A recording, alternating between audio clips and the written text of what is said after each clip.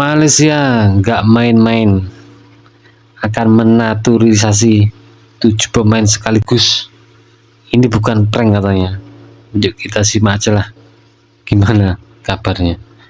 Malaysia nggak main-main. Federasi sepak bola mereka sudah memproses naturalisasi 7 pemain keturunan untuk memperkuat tim nasionalnya. Apakah langkah ini membuat Harimau Malaya makin berbahaya? Nama-nama besar seperti Quentin Cheng, Noah Lain, hingga Lukman Hakim siap masuk skuad. Proyek naturalisasi ini menunjukkan ambisi Malaysia untuk bersaing lebih serius di level internasional. Tapi yang menarik, Bakal ada gebrakan baru di Harimau Malaysia. Malaya memberikan pernyataan mengejutkan. Ia berujar, pemain lokal tak perlu takut bersaing dengan pemain keturunan. Justru ini momen untuk membuktikan diri. Fans Malaysia menyambut positif langkah ini. Mereka berharap naturalisasi ini bisa membawa Malaysia kembali berjaya di Piala AFF dan bersaing di level Asia. Gimana menurut kalian? Apakah langkah Malaysia ini bisa menjadi ancaman serius bagi timnas Indonesia? Timnas Malaysia bersiap naturalisasi 7 pemain berbakat yang semuanya berkarir di Eropa. Putra mahkota Johor, Tuanku Ismail Idris memastikan proses ini demi menghadapi kualifikasi Piala Asia 2027. Menurutnya, para pemain ini meliputi posisi bek tengah, bek kiri, striker, gelandang, hingga sayap kiri. Yang menarik, kebanyakan dari mereka bermain di Liga Top Eropa, meski bukan dari Inggris, melainkan dari Eropa Timur. Langkah ini adalah bagian dari revolusi besar di timnas Malaysia, yang kini dipimpin pelatih baru Peter Klamovski, Timnas Malaysia, mantan asisten tim nasional Australia.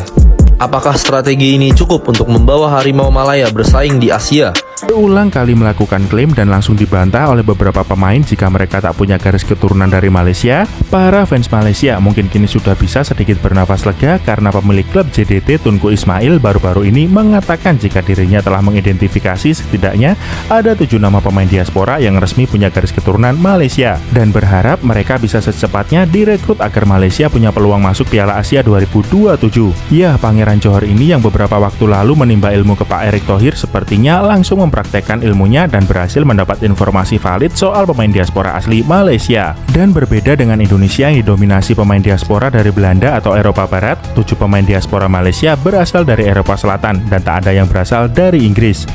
Dan bila nantinya 7 pemain ini benar-benar bisa main di kualifikasi Piala Asia, maka Vietnam mungkin perlu waspada karena kekuatan Malaysia jelas makin bertambah. Jadi apa pendapatmu soal hal ini sob? Silahkan beri komentar. Rival abadi Indonesia, Malaysia juga tengah membuat langkah strategis dengan proyek naturalisasi besar-besaran. Nggak prank. Nggak prank, Malaysia siap Memang naturalisasi gagal pemain keturunan. berapa kali Indonesia Malaysia ya. kembali menjadi perbincangan setelah kabar mengenai rencana mereka untuk menaturalisasi 7 pemain keturunan mencuat ke permukaan.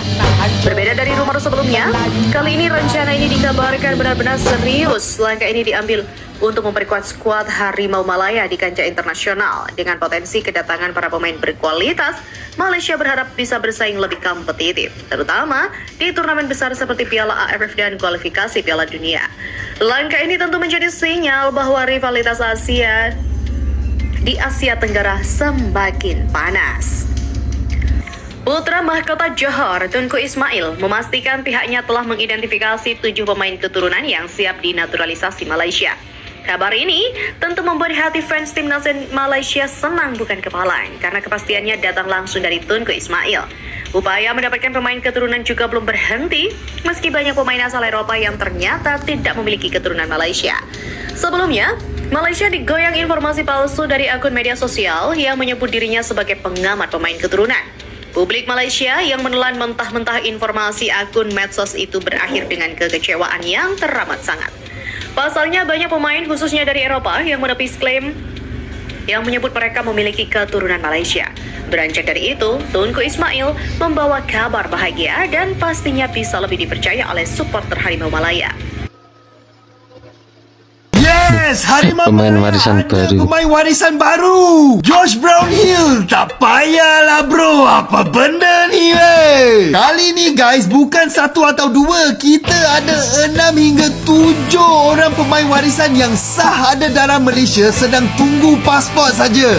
Abang tahu apa yang korang tengah fikir. Jangan risau geng, sebelum ni memang kita kena scam. Tapi sumber berita panas hari ni confirm sahih pasal dikongsi oleh TMJ sendiri. Tak sampai pun 1 bulan rancangan revolusi Revolusi Harimau Melaya dikongsi, kita dah dapat jurulatih, CEO dan ketua medical team yang baru. Inilah pemimpin yang berwibawa, bukan main cakap saja. Menurut TMJ, pemain warisan tersebut tak ada yang datang dari England, tapi kebanyakannya berasal dari Eropah Selatan dan majoriti bermain di Liga Utama Europe. Maknanya dia orang ada pengalaman dan kualiti baik punya. Yang buat abang excited gila ialah profil pemain-pemain tersebut. Ada centre back, left back, striker, centre mid, attacking mid dan left wing. Itulah kawasan-kawasan yang kita perlukan pengukuhan. Timing dia pun sangat ngam menjelang kelayakan Piala Asia 2027 yang akan bermula Mac ini. Macam mana geng? Adakah korang gembira dengan berita ini? Dan adakah jiran-jiran kita dah mula ketak-ketik? Komen kat sini.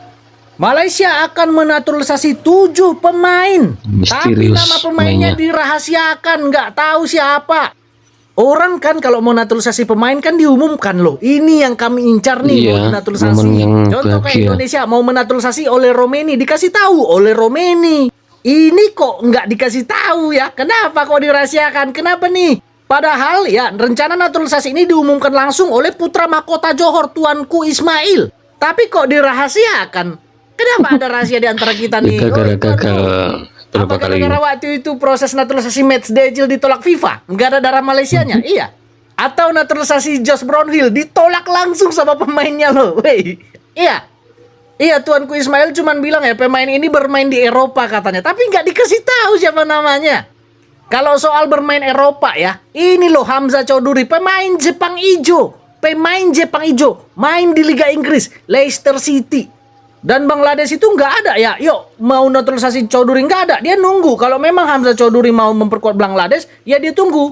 Bukan kayak Malaysia.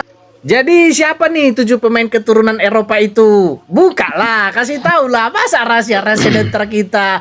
Cang mananya ini wey? Kabar mengejutkan datang dari Timnas Malaysia. Diberitakan Timnas Malaysia akan menaturalisasi 7-10 pemain Eropa Grade A untuk bergabung di Timnas Malaysia untuk persiapan kualifikasi Piala Asia tentunya ya.